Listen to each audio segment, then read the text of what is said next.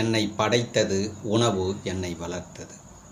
பசி என்னை படைத்தது, உணவு என்னை வளர்த்தது. பசி எடுத்ததா, மகிழ்ச்சியாக உணவு சாப்பிட்டுங்க. அப்பா அம்மா வீட்டிலே வச்சுன்னு பத்திரமாக பார்த்துக்கொள்ளுங்கள். ஆதி தாய் தந்தை இரவு பகல் துணையோடும் பசி உணவு மகேந்திரன் நிகழ்ச்சியை துவங்குகின்றேன். படுக்கும் பொழுது மகிழ்ச்சியாக சிரித்துவிட்டு படுங்கள். எழுந்ததும் மகிழ்ச்சியாக சிரித்துவிட்டு உங்களுடைய பயணத்தை தொடருங்கள். வாழ்க்கையே சிரிப்பாக்கிறீர்கள். சரி ஐயா, இன்னைக்கு என்னங்க ஐயா மெசேஜ்? நிறைய மெசேஜ் இது, புரியுங்களா? கொஞ்சம் சிந்திக்கலாம் ஆழ்ந்து. இப்போ தமிழகத்தில் ஒரு எனக்கு தெரிஞ்சு புதுசு, அவர் எவ்வளோ நாளாக இருக்கிறாருன்னு தெரியாது, ஒரு ஆன்மீகவாதி உள்ளே வந்துட்டுக்கிறார். எடுக்கிறாரு கிளாஸு எடுத்துக்கினே இருக்கிறாரு. என்னென்னமோ பண்ணார் அவர், டெவலப்மெண்ட்டே ஆகலை. அவர் என்னென்னமோ சொல்லி பார்த்தாரு, டெவலப்மெண்ட்டே ஆகலை. லாஸ்ட்டில் அவர் டெவலப்மெண்ட் ஆனதுக்கு என்ன காரணம்? அன்னதானத்தை கையில் எடுத்தார். இப்போ பயங்கரமான டெவலப்மெண்ட்டில் போய்ங்கிறாரு. சரி, நீ எங்கே போனாலும் வந்தாகணும் பசி உணவுக்கிட்ட. புரிஞ்சுக்கினார், எப்படியோ புரிஞ்சுக்கினார். சரி, அது பேசுகிறாரு, அன்னதானம் போடுறாரு, அதெல்லாம் பாராட்டக்கூடிய விஷயம், ரொம்ப உயர்ந்த ஒரு நிலை. ஏன்னா பசி வாழ்வதற்கு உணவு இருந்தால் தான் பசி வாழும், புரியுதுங்களா? அந்த செயல் செய்கிறாரு, அதுக்கு மனமார்ந்த நன்றியும் மகிழ்ச்சியும் தெரிவிச்சுக்கிறேன். அவரை ஒரு 5 மாதம் இருக்குன்னு நினைக்கிறேன், 5 மாதமாக 6 மாதமாக ஃபாலோ பண்ணுவாரேன். டெய்லி வீடியோ வருது. ஒரு வீடியோவிலாவது அவருடைய சிரிச்சதை நான் பார்க்கணுன்னு ஒரு ஆசை. நான் ஒரு மனுஷன் இல்லை, நான் எல்லாரையும் சிரிக்க வைக்கிறவன். நீங்கள் சிரிக்கிறீங்களோ இல்லையோ, நீங்கள் கூட என் வீடியோ சீரியஸாக பார்ப்பீங்க. என்ன ராஜா, நான் சிரிப்பேன், புரியுதுங்களா? சரி, அவர் எதுனா சிரிக்கிறாரான்னு பார்த்துங்கிறேன். ஒரு வீடியோ கூட இதுவரைலாம் அவர் சிரிச்சதே இல்லை, சீரியஸாகவே பேசுகிறாரு.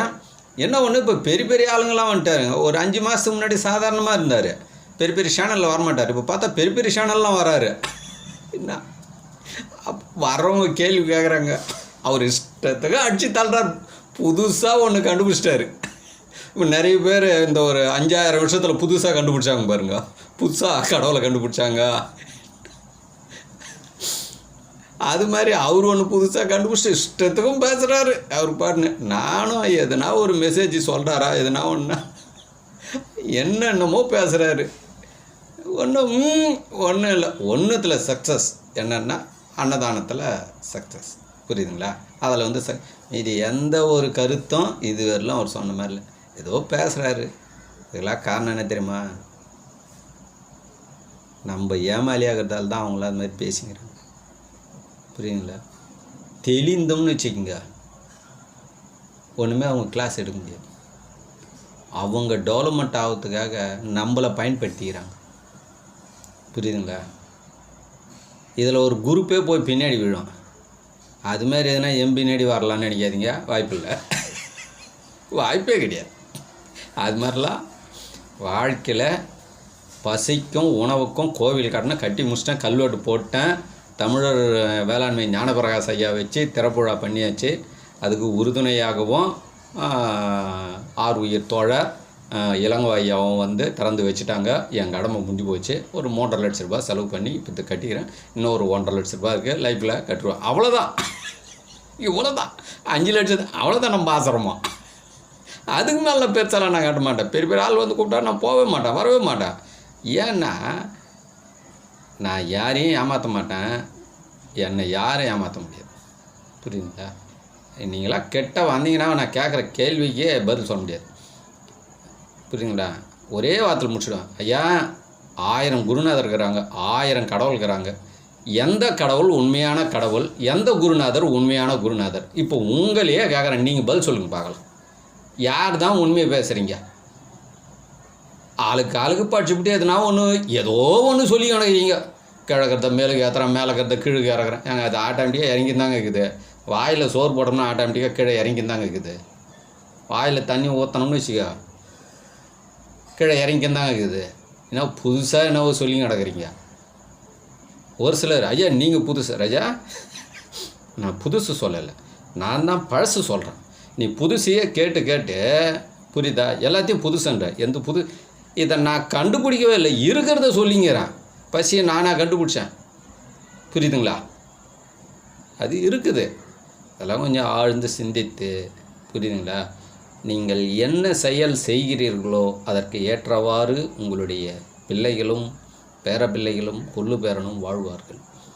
இந்த வானமும் பூமியும் துல்லியமாக கவனிச்சுங்க. இது வானமும் பூமியும் என்னென்னா பசியும் உணவுமே வானமும் பூமியும். இதுதான் ஆதி, இதுதான் பசித்தர். நீங்கள் சித்தடத்தில் ஏமாற்றலாம், இப்படி பண்ணலாம் அப்படி பண்ணலாம், என்ன வேணாலும் பண்ணலாம். பசித்தரில் ஒன்றுமே பண்ண முடியாது. பசி முன்னாடி போட்டோம்னு வச்சுக்கோங்க, நீ யாராக இருந்தாலும் சரி சரணாகதி ஆகணும், இல்லைனா வாழவே முடியாது. ஆற்றல் பற்றாக்குறை வந்துடும், அவள் தான் உடலில் எல்லா நோயும் வந்துடும். ஆழ்ந்து சிந்தித்து உங்களுடைய பிள்ளைகளுக்கு சொல்லி கொடுக்காதையும் இருப்பீங்க. நீங்கள் ஒரு சிலர் இருக்கிறீங்க, அது அந்த குழந்தைகள் என்ன பண்ணுறது, உங்களுக்கு பிறந்துடுச்சே. நான் என் பிள்ளைங்களுக்கு நான் சொல்லி கொடுத்துட்டேன், புரியுதா? உங்களுக்கே சொல்லிக் கொடுக்கணுன்னா அவங்களுக்கு உங்களுடைய பசியும் உங்களுடைய உணவும் உங்களை நலமோடு வாழ வைக்கும், புரியுதுங்களா? பசியும் உணவும் வளமாக இருக்கிறவரில் உங்கள் கடவுளை பற்றி உங்கள் குருநாதரை பற்றி பேசுவீங்க. அது ரெண்டுமே கொஞ்சம் பவர் குறையட்டுமே, பேசுகிறீங்களான்னு பாருங்கள். அன்றைக்கி உட்காந்து கண் கலங்கி ஒரு பலனும் இல்லைங்க. இன்றைக்கே என்ன மாதிரி மாறிடுங்க. ஒரு சிரித்து கூட வீடியோ பேச முடியல. எந்த ஒரு ஆன்மீக கிளாஸில் போய் உட்காந்தாலும் அப்படியே சீரிஸு. ஒரு குழந்தையா இருக்கும்போது எவ்வளோ சிரிச்சிங்க. ஒரு 5 வயசு 3 வயசில் என்ன மாதிரி இல்லை. இப்போ இருக்கிற குழந்தைங்கள பாருங்களேன், 2 வயசு குழந்தை 3 வயசு குழந்தை எவ்வளோ ஒரு சந்தோஷமாக விளையாடுங்க, எவ்வளோ ஒரு மகிழ்ச்சியாக வாழுதுங்க. ஏன் அப்படி சீரியஸாக வரீங்க? எதுக்கு இந்த ஆன்மீகம்? பின்னாடி போய் ஒரு பலனும் இல்லையா. ஒரு நோயும் குணப்படுத்தலை, சர்க்கரை வியாதி குணப்படுத்தலை, பிபி குணப்படுத்தலை, எதுவுமே குணப்படுத்தலை. ஆனால் நீங்கள் ஒன்று சொல்லிவிடுவீங்க, என்னென்ன இந்த கடவுள் தான் எல்லாத்தையும் படித்தாருன்னு. ஆனால் அந்த கடவுளுக்கு நீங்கள் எல்லாம் செஞ்சுனுவீங்க.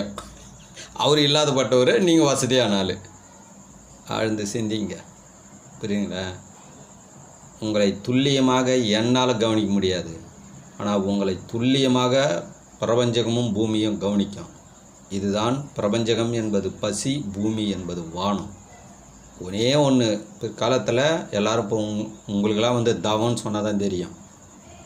தவம்ன்றது சித்தர்களில் வந்தது, பசித்தர்களில் வந்து தவம் வராது, புரியுதுங்களா? அதில் வந்து உண்மை உணர்தல்னு வரும். பேர் எப்படி பாருங்கள், உண்மை உணர்தல். ஐயா இது எதுனா நீங்கள் புதுசாக புதுசு இல்லைங்க, பழசு. அதுக்கு என்னங்க ஐயா பேர் தவமா? தவம் கிடையாதுங்க, ஓய்வு எடுப்பது. தவம் பண்ணுறேன்னா நீங்கள் என்ன பெரிய ஆள் மாதிரியும் தவம் பண்ணாதும் அப்படியே தாழ்வான மாதிரி பிரிவினை காட்டுறவங்க நீங்களாம். பிரிவினைன்றதே கிடையாது, அனைவரும் சமம். ஓய்வில் உங்கள் உடலை கவனித்தால் உங்களுடைய உடல் அனைத்தும் காட்டும். என்னுடைய உடல் எனக்கு காட்டியதை நான் பகிர்ந்துக்கிறேன். நீங்களும் உங்களுடைய உடல் உங்களுக்கு என்ன காட்டுகிறதோ அதை பகிருங்கள். நான் சொல்லதே சொல்லாதீர்கள். ஆழ்ந்து சிந்திப்போம்.